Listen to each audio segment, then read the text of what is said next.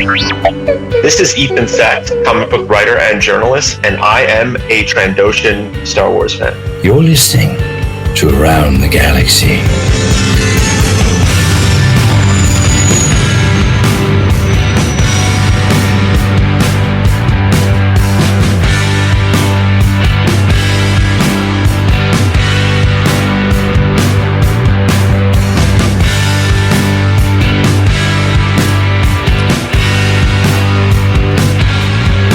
Welcome to episode number 196 of Around the Galaxy, the Star Wars fan talk show. I am your host, Pete Fletzer, and along with my co-host, Nick Mielke, we bring you the conversations with the people behind the Star Wars fandom. Since 2019, we've had the privilege of speaking to Oscar winners, Emmy winners, New York Times bestsellers, celebrity superfans, and social media voices capturing that magic moment when Star Wars fans meet.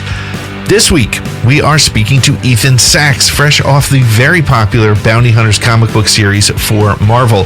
He's known in the comic book world as the writer of Marvel's Old Man Hawkeye, Silver Surfer, Old Man Quill, Star Wars Galaxy's Edge, and many more in a handful of other Star Wars titles. In the years since he broke into the industry, Sachs has also written for Dynamite Entertainment, and he created an acclaimed nonfiction series called COVID Chronicles, depicting the personal accounts of the front lines of the pandemic for AWA Studios and NBC News. Before his career change, however, what makes them such an interesting character is that Ethan was a 20-year veteran at the New York Daily News, covering film and geek culture, where he interviewed all the biggest names in Hollywood. He is also ready to drop the final chapter of his critically acclaimed series Haunted Girl with his daughter, Naomi. And we'll get into that in the back half of this episode. Please check that out. But before we get started, I want to remind you of some of the changes to the shows and the schedules here in 2024. We are really excited to share that if you are listening to this on Thursday, tonight we are going live once again with our brand new show on our YouTube channel called ATG Live. Every Thursday at 8 p.m. East, Nick and I will talk about the Star Wars news of the week. Plus, each episode will feature a special guest, and tonight is YouTuber and positive voice in the Star Wars fandom, Kyle Katarn. We'll also be featuring your comments in the chat, as well as playing back your voicemails. And speaking of voicemails, we would love to hear from you. Call our voicemail line at 504-321-1501 at any time.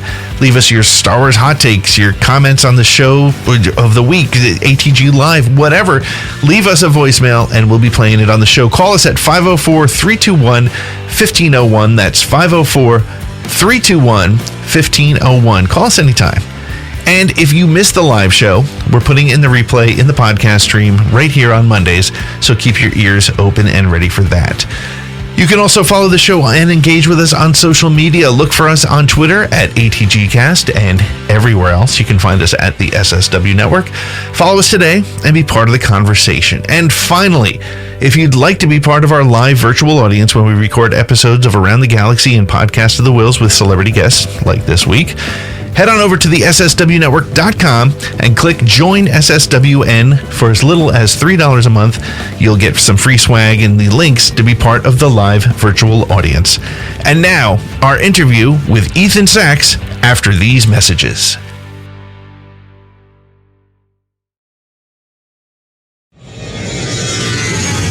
Ethan, thanks for joining us. Thanks for having me.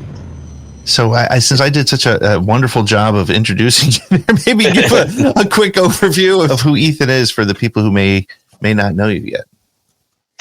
Well, I'm a Star Wars comic book writer right now, former journalist. For 20 years, I was at the New York Daily News. And long before even that, I was a Star Wars fan from the moment as a 4-year-old I sat in a theater in Times Square in the summer of 1977 and first heard that John Williams music swirl and the, Star Destroyer pass over my head. And the memory is so strong to this day. And trust me, I struggle with memories, as anyone who's read Bounty Hunters, the last arc knows I kind of worked that into the comic.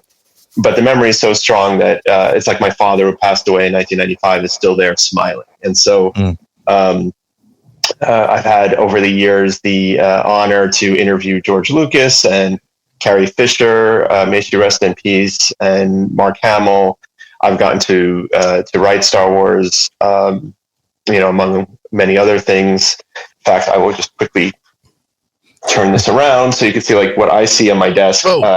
Yeah, it's just little, like those action figures are all trophies of characters that I've gotten to write that just I'm really honored and humbled. So yeah, that's pretty much who I am. Take us back, because you hit on it just briefly, and I want to dig into this for a little bit, because part of this show is that moment when Star Wars fans connect and personal stories. And of course, we're going to get into the comics. We want to get into your career, but take us all the way back. You said 1977, 4 years old, strong memories. Yeah, take us back to earliest memories of Star Wars, obviously starting in the theater, but how it carried you, in your childhood. What were those key connecting points for you? It was also like a different time where you weren't competing as much with like video games and things like that. So like Star Wars was the center of my universe as a kid. I remember I have flashes of these memories. Like I had all the action figures, and you would have, the Kenner action figures in your now. Yeah. But like, I had like, 6 stormtroopers and 3 sand people and I had them. I remember we were going to Florida to Disney World, long before Galaxy's Edge, before Star Wars was Disney World. we were actually in an Amtrak, and I think it was a car train. I think like we had the car in the train, or somehow I'm a little hazy on those details, but it was like an overnight ride from New York to Florida. And I was just, at that time, your parents would just sort of let you wander or whatever. And I was wandering down, I haven't told this story before, but I was wandering down this hallway, and I see in one of the sleeping cars, the doors open, and there's 2 brothers, like one is about my age, one is maybe slightly younger. It's probably around 5 or so. And they're playing with some Star Wars action figures. And I just stuck my head and I said, I'll be right back. And I went back and I got my figures and I just dumped them all on the floor, and we were just playing the whole trip. So that was just like, it really, I don't think there's anything today that can compare with how much that grabbed children of all ages, just the zeitgeist at that time.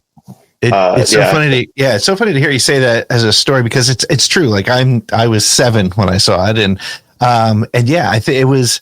We talk a lot about on the show, like if you see somebody in a supermarket wearing a Star Wars shirt, you start up a conversation, but it's different, obviously, because we're adults. But other than that, it was something. It was magnetic for children. If 2 kids had Star Wars toys, they were my best friend growing up. He and I, the second question I ever asked him, other than where do you live, was, do you like Star Wars? And like that was it. And he did, and we've been best friends ever since. But it's so cool to see that. And I think one of the things I think about is why Star Wars is still as powerful as it is today as it was 45 years ago. But how much of it do you think is related to the way people are responding to it today? Like I have an 11-year-old son who loves Star Wars, and when he sees a kid wearing a Star Wars shirt, they'll have a conversation, they'll play toys or whatever. But it's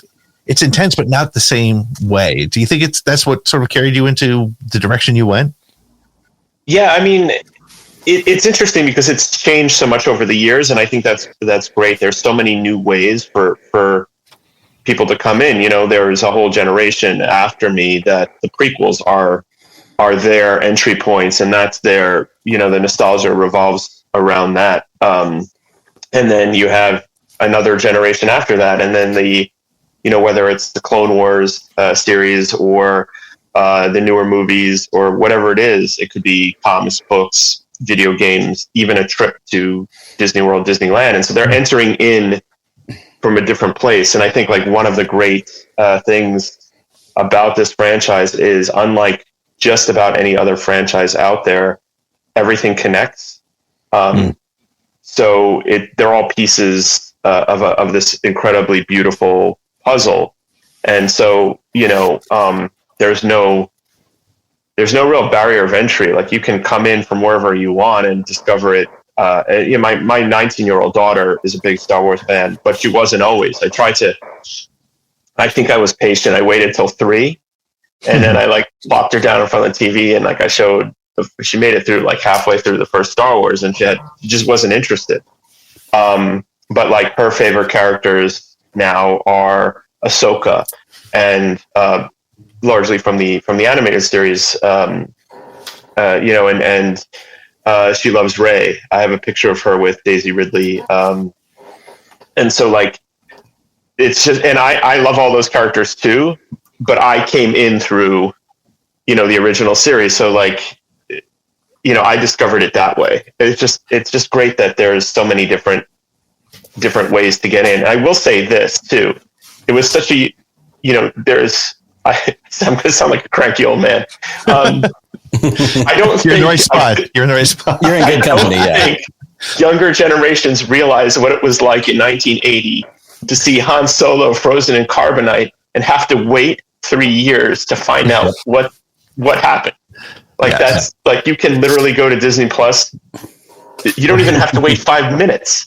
But see, now the good thing though, Ethan, was they didn't have the internet to argue about it and come up with their own theories that will disappoint them horribly. Yes, or spoilers. Can you imagine? Can you imagine in like 1979? TMZ reporting that Darth Vader is Luke's father. Like what? But it's interesting too, because like storytelling was very different at that time. I've talked before about how me and my father, because I was, like I said, I was 7. Me and my father talked for hours about what this Clone Wars thing was, and it was just this sort of throwaway line, and like it allowed us to kind of build that from our imagination. Yeah, no, I mean, and it's amazing because sometimes you wonder, like, there's a fine line, because I loved Solo. I love the movie Solo.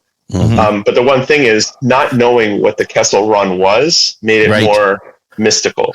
You know what I mean? Made it like, oh my God, he did the Kessel Run, and how many parsecs? And when you see it, it's a cool action scene, but I kind of like not knowing and filling in the whatever it is in your imagination. So there is a balance sometimes, Well, and you showed us your shelf with, these characters that you've gotten to write for. And this is the perfect tie-in to, something you grew up, you loved. We've talked about these different entry points that we all had to it. One of my questions for you is, are there ever nerves writing for characters in a property that is so beloved? Obviously, we live in the internet age. There's no shortage of opinions, but this is also something you love personally. So talk us a little bit through, the responsibility, I guess, of getting to work in this playground.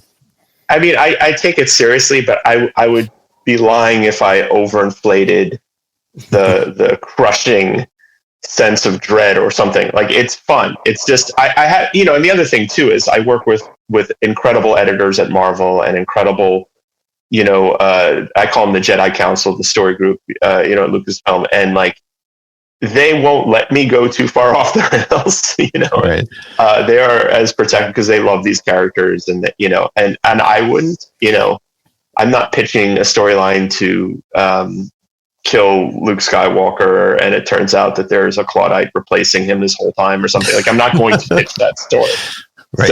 So I'm not worried about that per se. I do want fans to love it, obviously, not just because I'm one of them, and I want to enjoy this.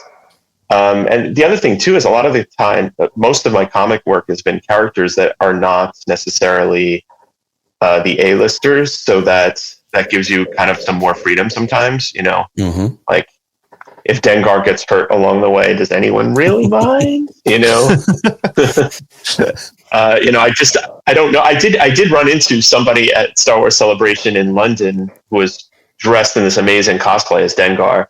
The only person I've ever seen dressed as Dengar. But so I took a picture of them looking like they were going to vaporize me. For something you did in one of your comics. Something I did in one of the comics. But it's, do you find, I love having people on the show who are writing for those BC list background characters, because especially somebody who is of our sort of OT generation, because we created a lot of those stories in our heads when we were playing with the action figures with our friends. Do you find that do any of your stories from when you were younger ever come out in your comic books? Or I mean, obviously, when you're 4 or 5 or 6, you're just going to town. But that is a great question. Probably not directly. I definitely think subconsciously, because that's what it feels like. Brainstorming these plots. And in fact, now I in my instructions in the comics, I'll often let the artist.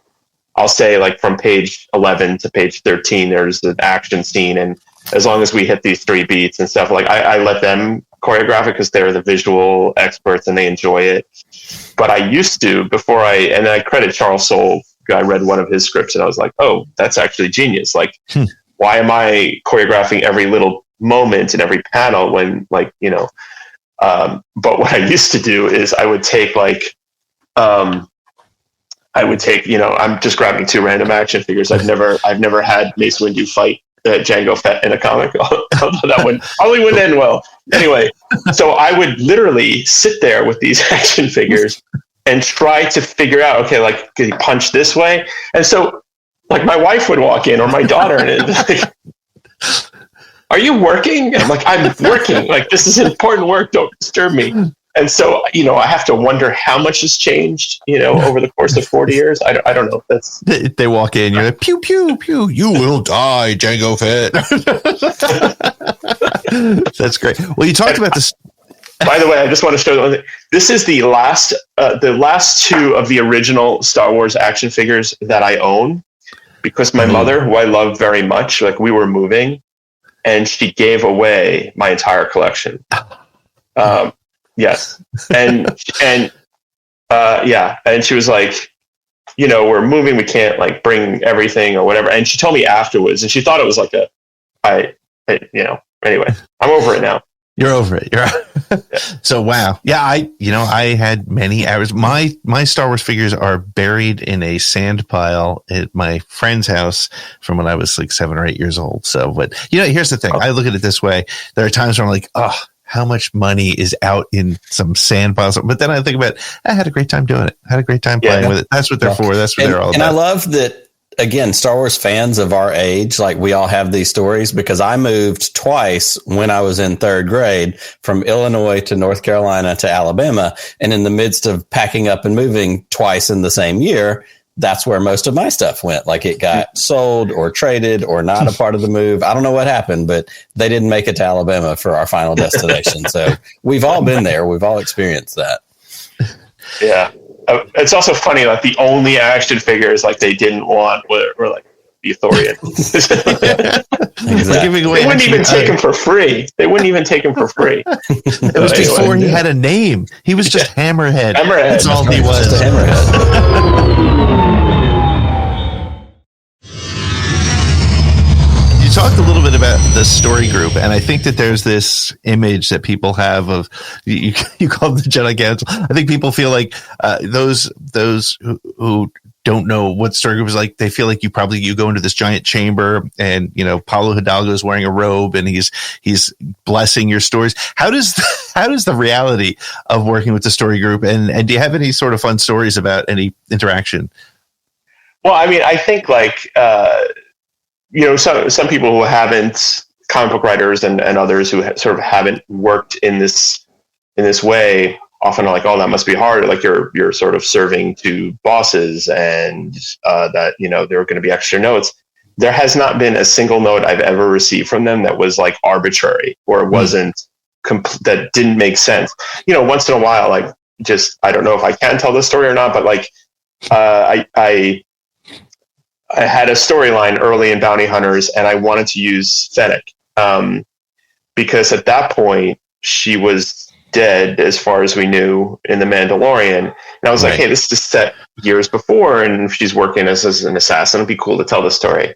And they denied the permission. And I didn't know why, but I sort of suspected that, I don't know, maybe they were going to use her somewhere else. And of course, she later appeared in Book of Boba Fett and in Bad Batch, so there were plans. And I think, when there's a character that is going to be used and they're not 100% sure, maybe it's still sort of, what I mean? They kind of don't want to pen themselves in. So that's fair, you know what I mean? And I wouldn't necessarily. So, but the good thing is I used to do improv in college. I was not good at it, but I did it.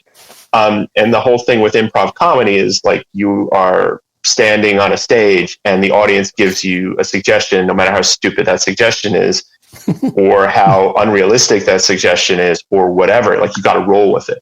Right. So I've always been like, okay, well, I get denied this. I will try to figure out another thing.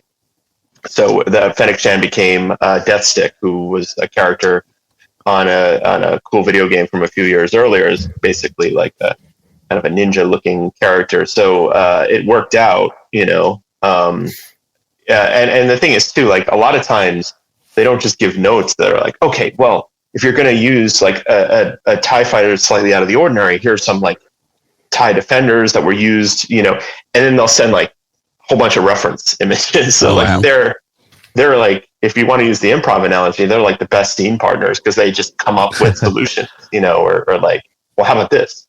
And they're as enthusiastic as anybody. Like, you know, I mean, you could tie a generator to Matt Martin and light a city with his energy and his excitement for this franchise. Like it's just, you know, they're so great. And I think like one of the biggest badges of honor was like the last issue, Bounty Hunters 42. I sent in a script and I got back no notes. This is great. Oh, wow. And like the little kid in me was like, oh, gold star. I've done it. Yes. Yeah, I've done it because that's, you know, that's peak of my comic book career right there. Because I did it. Have you ever been in a situation? I know the Fennec Shan story is actually really interesting, but has there ever been a situation where you've gotten a note and you're just like, okay, that's fine. You know, because you seem like you're pretty chill about that. But then like you've been watching something or reading something somebody else has done and been like, oh, now I get it. Oh, now yeah. The Fennec Shan was one of them. Yeah. You know, often you're like, you can't use a character. You know, then you're like, there's something's up with this character. You know, we were not able to use Boba Fett all the time in our run, you know, because we got access to just about all the classic bounty hunters. There were early on, they didn't want us to use IG-88 right away because it was before the Mandalorian season 1 started, but they knew there would be an IG unit, and they were afraid to maybe. I don't want to put words in their mouth, but I think like probably they just didn't want to have too confusing, you know, right at the same time. You know, because they're playing like 5D chess. You know, like they're looking at so many different things, and they're, you know, like the air traffic control. So so anyway, that was I think, you know, Boba Fett, I think too, because, you know, there were plans, so we used, but I liked using him less because, you know, it's kind of like dropping a nuclear bomb in this situation. Like he's so badass that it kind of but you know, they let me use the Knights of Ren. Like, how cool is that? I got to fight my bounty hunters. Let's talk about action figures banging against each other. They let me use Tasu Leech as a youngster, which I love the character. And, you know, showing him as this sort of kind of innocent killer in his own way. Like that was kind of cool. They are just, Story Group is amazing. I can't thank them enough. I do have to say I was glad. Yeah, I have to be, you know, transparently, I have not read every single comic. Me and Nick joke all the time with our other co-host. Yeah, I know. See ya. Thanks for coming to Sex. This was great. Let's talk about newspapers. But to see Knights of Ren being used well, I was happy. I have opinions that I keep to myself about their usage on screen, but I was happy to see that they got put to good use. So, well, a lot of times, like the thing with movies, and they have, because of the Disney Plus series, they have more room. A movie, you know, you're talking about 2.5 hours, let's say, or 2 hours. There are going to be things that you can't really sort of go in depth on, and like you see what they did with Andor, which is just amazing as an example. That and Rogue One is just, might be my favorite Star Wars movie since Empire Strikes Back. I love it that much. And but Andor added this whole level because they could spend the time developing things, you know, and that you just can't do in a movie. I mean, it's I covered movies for the Daily News, and you know, I back in the sort of golden age of cable and HBO and stuff, there were a lot of like fairly big directors who were really enjoying the idea that you could, really tell a longer story. So I do feel a lot of sympathy to filmmakers because it's really hard to do in that time. You talked about characters. I don't want to come back to that for a minute because you've talked about, certainly working with the story group. It makes sense. Like you said, Boba Fett, like there's a lot of plans, that kind of stuff.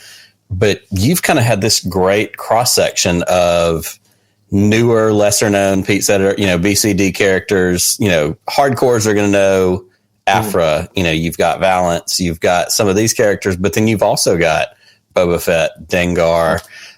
Where, what are the challenges for not only bringing newer characters into the fold, but also then finding that space for somebody everybody knows about? We know about Boba Fett. We've known about Boba Fett for 100 years.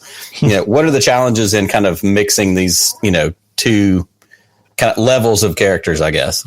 Well, so the funny thing is when I started, for the people out there who are not familiar with Valance, Valance was a character who was created in the original Marvel run.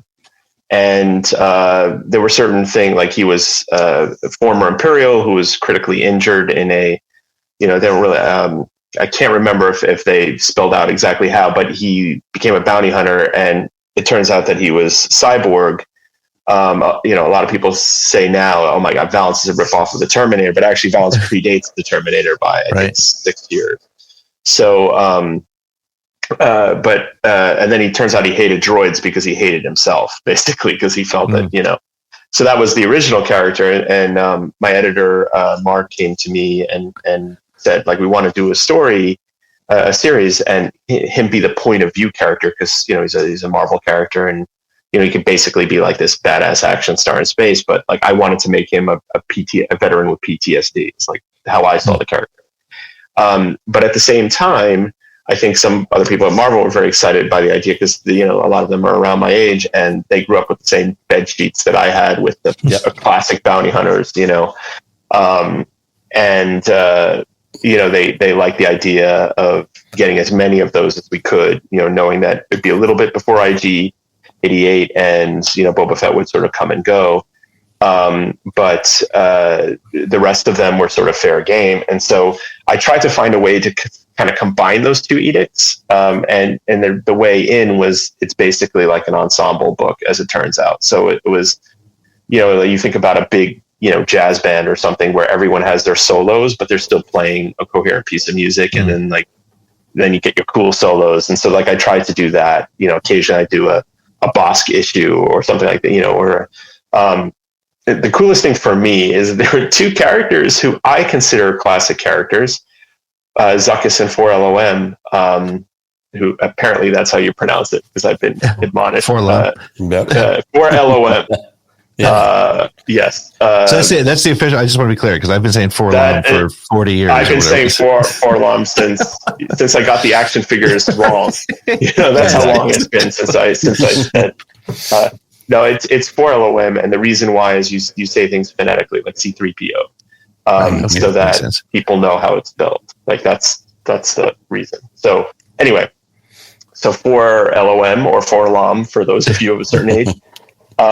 Is they weren't as hugely developed as Bosk has been around and some other media and stuff like that. So not discounting the Tales of the Bounty Hunters book from the 90s, but I got to do the Planet Gan. It had never, or at least not in continuity, it'd been sort of developed. So I got to map out that world and a little bit of that species. And so, that may sound like the nerdiest thing ever. And I understand the impulse to reach to your screen and give me a wedgie, stuff me in a locker or whatever. But look what you're talking to. Yes. I think it was, so anyway, So, but it was kind of cool to be able to map that out. So I'm going back to the 4LOM thing, the 4LOM. Is it for you? Is it AT-AT or AT-AT? Let's settle this here. Oh my God, this is. Can I just say that Han shot first? That's we're going to do. Okay. You absolutely can. I mean, I say AT-AT, but I feel like I'm wrong. it's just, that's what I've been saying since I owned one, and so, which is now in someone else's house. But anyway, sorry, I'm over that. Okay, Mom, I'm forgiving you. We're fine. It's funny because that's one of those discussions we have on our live show that we do on Thursday nights. We lead into the fact that we're Gen Xers, and it's absolutely driven by those television commercials. Those Kenner commercials drove the way we said all the names for everything. So, and I don't want to mix franchises here, but I had all these action figures before they were, or these toys before they were discontinued, like the Micronauts that shot the Battlestar Galactica things that shot missiles.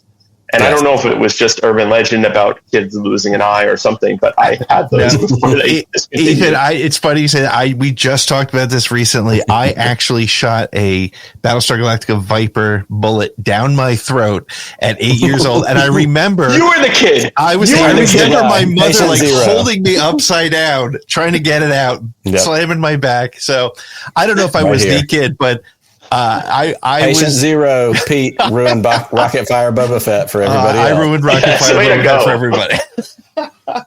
That's so funny. Or I prefer to think of it. Pete saved all the lives of those kids who thank you, been shooting Boba Fett, missiles into each other's spleens or whatever. How many kids would have been injured if not for me? Not for you, choking on a Viper. Clearly, I just don't give you enough credit. That's all. Oh man! I salute you, sir. So let's shift gears just a little bit. As I don't know where to go from here, but you used to write for about movies and about entertainment. We have gone through what I think is safe to say is a golden age of comic book movies. Mm-hmm. There's people. I guess the question I have for you is, where do you see that now? Because I feel like my own personal thought is it feels like we're kind of on the downslope of that. But how do you feel about where comic book movies are going? Is the fad over? Is it going to pick back up? The DCU is coming back. What do you think? Well, I think there's a difference between, like, say, comic book movies and superhero movies, right? Because comic book is there's a, like, within comics there's so many, like, you look at, like The Walking Dead, or there are other things in the works, Lock and Key and all these kind of things that as far as superhero movies go, I think there's a lot of great stuff coming, and there's stuff that's come out in the last few years. However, I do think, like, one of the things that's happened is because of streaming and such, like, I think studios have been doing more than they can physically do. Yeah. And so, like, that hurts with CGI almost as much as anything, because, like, you just physically can't, these poor special effects guys that are, working hours and hours and hours. It's really hard to do that level of quality with that spread that thin. And right. So I think, like, what you're going to see is maybe scaling back a little bit, because you can do things. Like, I think Star Wars has done it incredibly well. Like, I think the overall quality of everything has been pretty good. You don't have necessarily, like, a ton of shows at any one given time, or, they've scaled back on the movies a little bit. And so I think, like, we're so used to coming from an era where you might get one of these movies, I mean, we had to wait from 1983, all the way, like, I can't do math, but 16 years. Yeah, 16 years. Yep. 16 years. Yep. Which, where there was almost no Star Wars content, obviously there were books and comics and things like that. And there was, some animated series, but it wasn't the same, like you have now. And I think with superheroes, it took so long to actually make those movies. Yep. Well, because of the special effects breakthroughs that came later, like, I remember Superman in the 1970s, and Superman 2 and then there were a string of a couple of bad Supermans that I don't want to remember. And then you had Batman in 1989, and then kind of went down a little, but they weren't coming out all the time. So not like now. Now you'll have like 6 superhero movies a year and another 5 series, TV series, and so I don't know. I think there's a balance that maybe it all comes back to balance. Maybe Yoda was right. So, although I will say something controversial, I think Yoda was a horrible head, leader of the Jedi. Everything happened on his watch, in multiple eras, as it turns out, from the High Republic. And I kind of feel like if Mace Windu was put in charge, the whole thing would have been over in a movie and a half. And he would have wrapped everything up. There would be no Sith, and So anyway, sorry, another controversial. That's more controversial than AT-AT. I love the thought, though. I mean, I think you're right. I think that's, to me, that's why Last Jedi is one of my favorite Star Wars stories. I don't necessarily say Star Wars movies, but favorite Star Wars stories is because Luke kind of said, there's such hubris with the Jedi. They don't own the Force. And maybe Yoda didn't look at it. I love The Last Jedi. Yeah.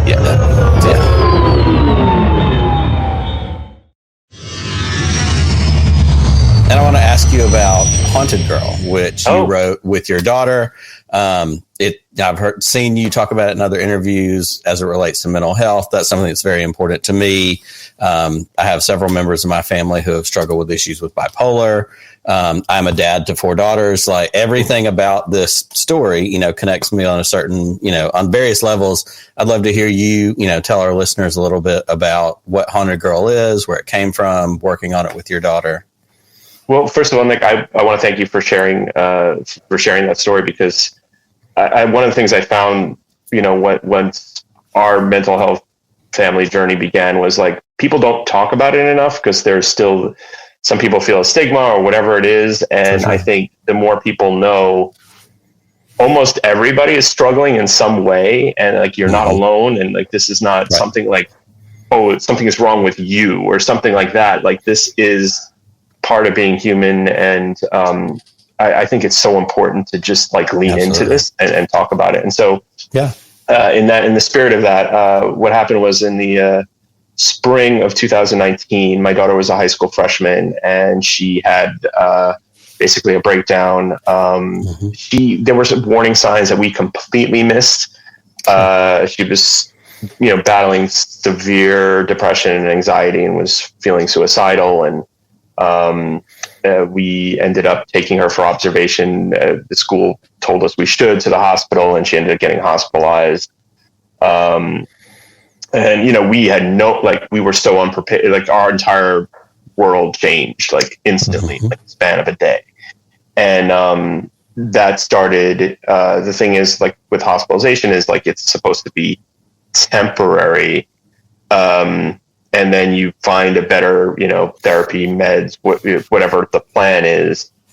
But like, she came out and she had missed like 2.5 weeks of school, and it was like a science and math school. It was really rigorous. Like, she was always a great student, and like, now she was not.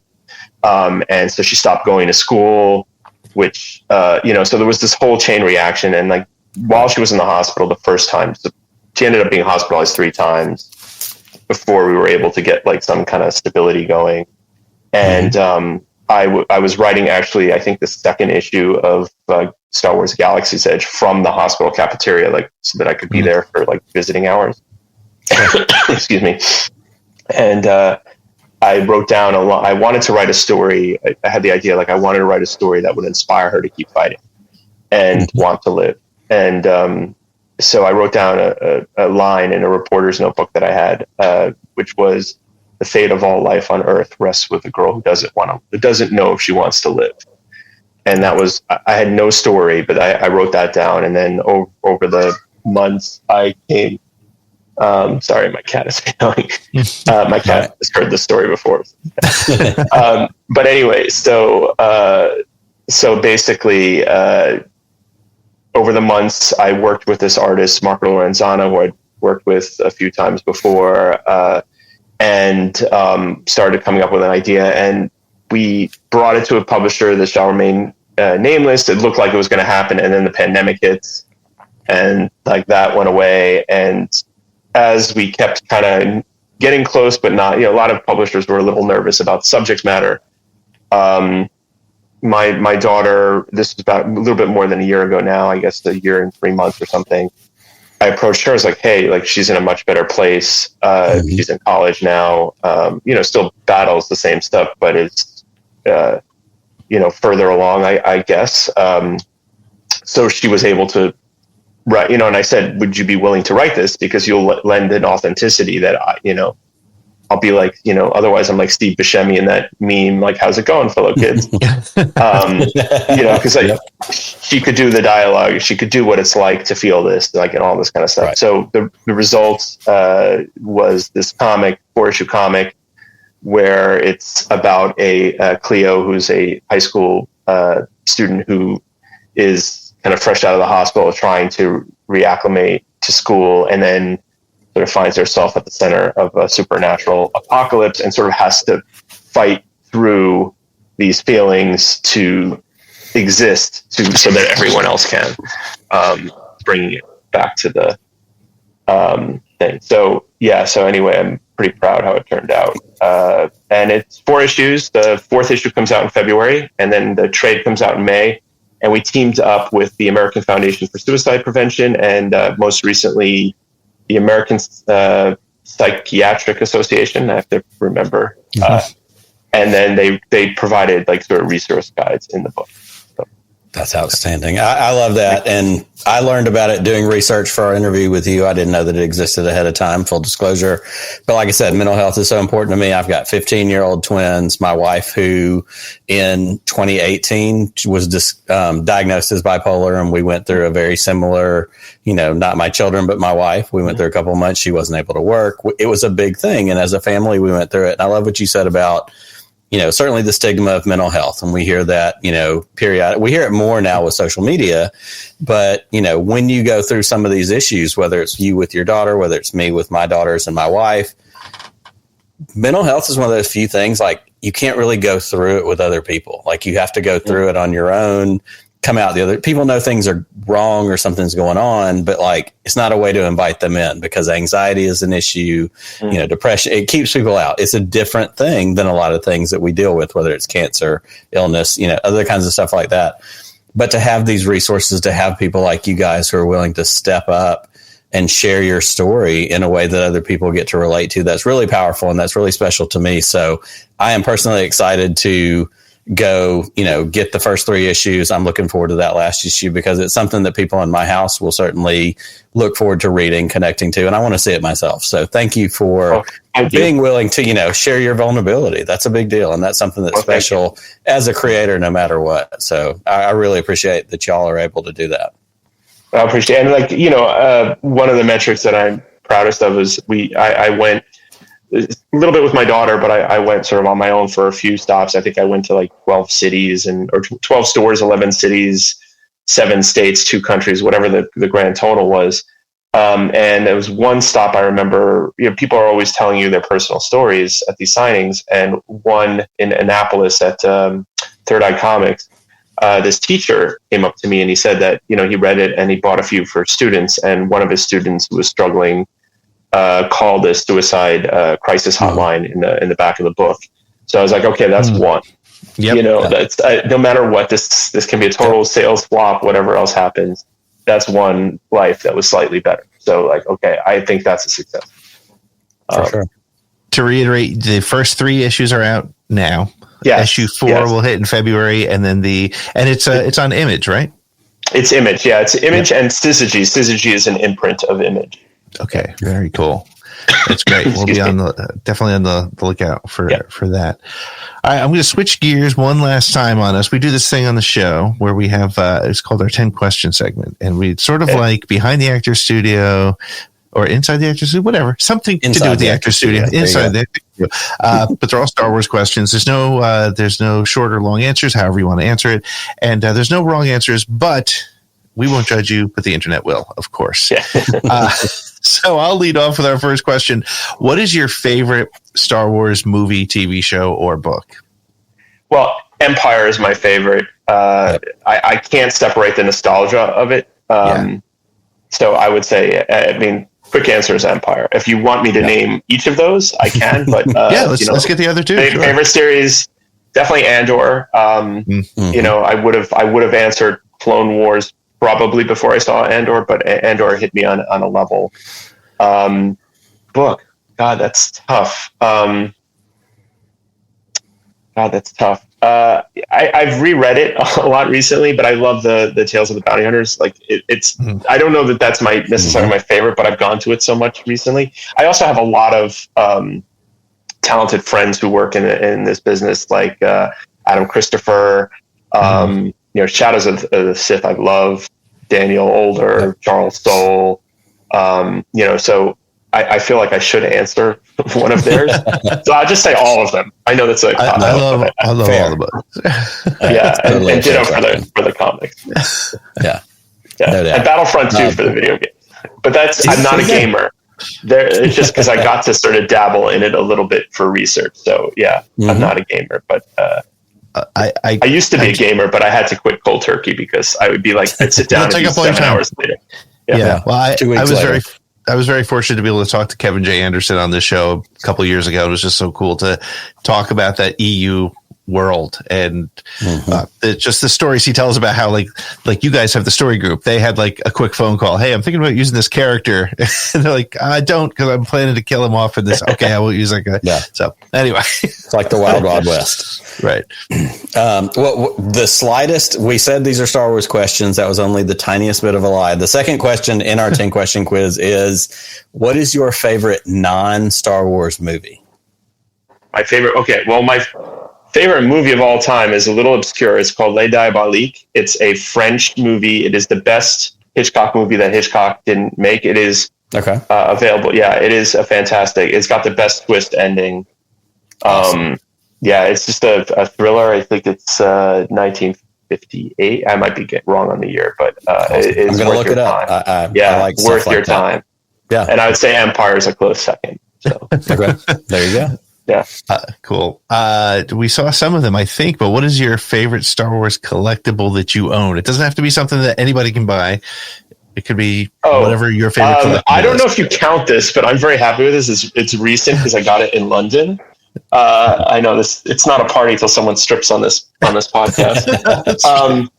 It's our new I got this tattoo of Mace Windu's lightsaber, which I also have, you know, from Galaxy's Edge. I have, you know, as well, and I have a piece of original art on the wall done by Paolo Villanelli from the first comic we did, which was this 10-page story about Mace Windu in the Age of Republic special.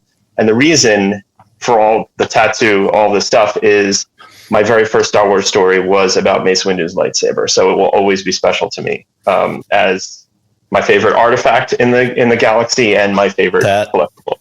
That totally tracks. And you're talking to two guys who both have Star Wars tattoos and want more Star Wars tattoos. So, I mean, I can't argue with your choice of that as the favorite. Yeah. That makes all the sense in the world. It's my first Star Wars tattoo, but not my last. That's absolutely awesome. Yeah. I feel that's the way it starts, right? I mean, that's what happened to me. Mine, yeah. Do you like Shatterpoint? You have to love that story, right? Yeah. Okay. Yeah. Is that the question or no? Question number 3. That seems like a yes or no question. Question number 4. What's your favorite color? Red, no blue. Yeah, actually, our fourth question is, what is your favorite Star Wars sound effect? Obviously, there are many you can choose. Oh my God! I mean, it's lame, but I would say the R2D2 beeps, because when I was a kid, I loved R2 so much. Yeah, I'm not going to do it for your audience. I feel like we're in a good space, and that's going to be a room clearer. No, that's a very acceptable one. And, you know, like many fans our age, like it's the text message sound on my phone is R2D2. And if people blow me up too many times in the middle of the day at work, like somebody looks at me, I'm like, sorry. And then I have to realize, I need to turn that off. Although, who doesn't love R2 sound? But interestingly, the next question on our list is who or what is your favorite? I'd say it's who. I think there's no person. Who's your favorite droid? Across all, it can be comics, it could be TV, movies, whichever. I mean, it's as lame as it is. It's still R2 because I grew up with, more recently I've had fun writing some droids, like 4LOM or 4LOM. So like I've written Zuckuss for LOM as Murder Bert and Ernie. That's how they're sort of, that's how I've written them, and they let me write them like that. So like, I kind of have a soft spot in my heart for Murder Bert. Love it. Yeah. Murder Bert. So. Love that. That's a t-shirt somewhere along the line. So the next question is, which character in Star Wars would you like to be and why? Would I like to be? Oh my goodness. Well, I mean, probably Jabba the Hutt. No, you were not expecting that. I just like sitting for 3,000 years and eating. Does sound like really appealing. It doesn't sound terrible. Good one. I don't know about the frogs. Yeah, I know. That was pandemic for me, I think. Yeah, pretty much.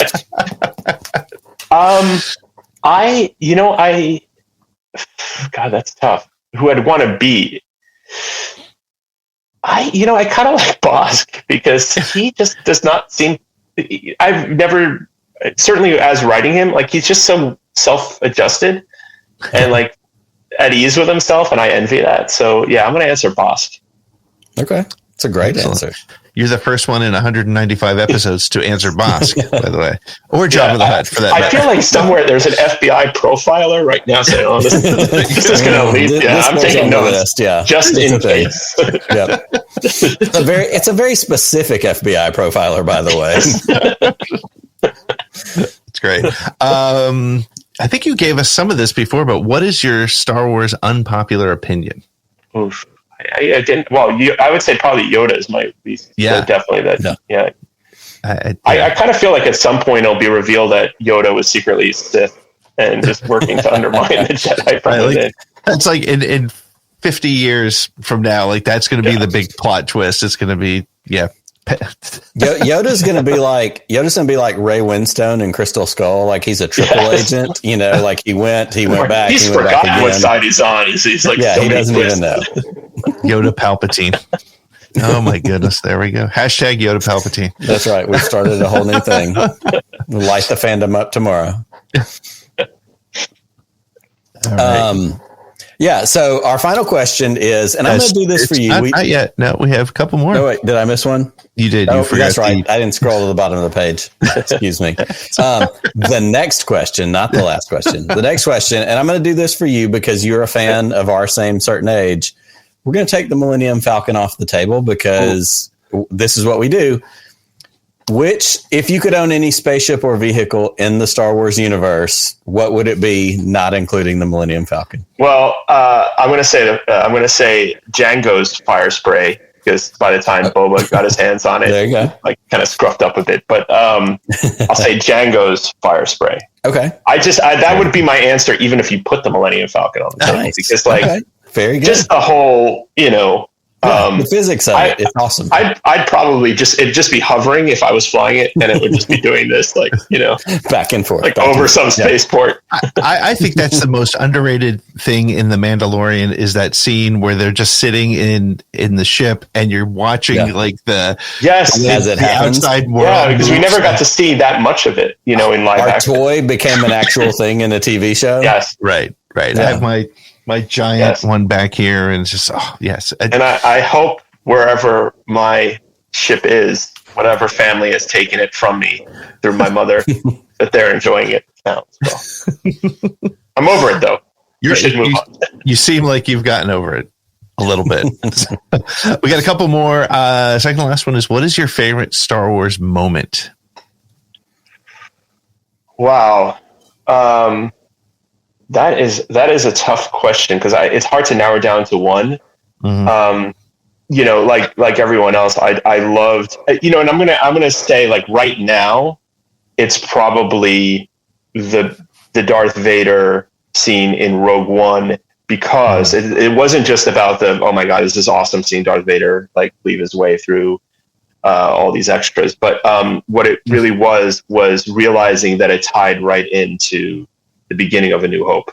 Yeah. And once that ship comes out and you realize this is the chase sequence, I became a 4-year-old in that moment. So like right now, I like that would be my favorite right this second. But you asked me that again in a few days, I might have a different answer for you.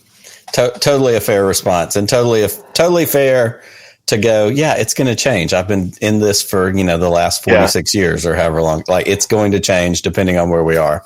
And the same with the final question. I have one of these, mine, having kids, and sometimes you have that moment where you leave them in the car just for a minute while you run in the gas station, you do whatever. Mine is lock the doors and hope they don't have blasters. But my question for you is, what is your go-to Star Wars quote? What is the quote you use, just on a regular basis? It pops out, you don't even know it. I'll often do, then I'll see you in hell.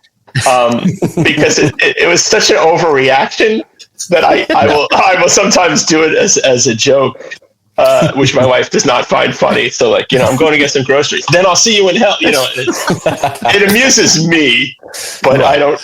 It was just an audience of one sometimes. Yes.